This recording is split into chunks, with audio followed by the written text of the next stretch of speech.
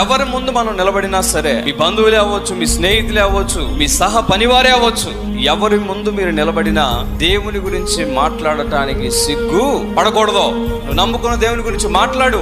చాలా మంది ఎలా ఉంటారో తెలుసా? తప్పు చేయడానికి సిగ్గుపడరు, వేరే వారి గురించి చాడీలు చెప్పడానికి సిగ్గుపడరు, వ్యర్థమైన వాటి నిమిత్తం సంభాషించడానికి గంటలు మాట్లాడతారు, దానికి సిగ్గు లేదు.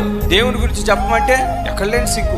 బంధువులతోనే దేవుని గురించి నువ్వు మాట్లాడలేవు, నీ స్నేహితులతోనే నువ్వు నమ్ముకున్న దేవుని గురించి మాట్లాడలేకపోతే ఇక నీ క్రైస్తవ్యం, ఇక నీ విశ్వాసం ఎందుకు? మనం చూడగలిగితే బైబిల్లో ఎంతో మంది భక్తులు వారు నేను క్రీస్తుకు చెందిన వాడను అని రాజుల ఎదుట ఒప్పుకొని చనిపోయిన వారు బోల్డంత మంది ఉన్నారు దేవుని సేవకు.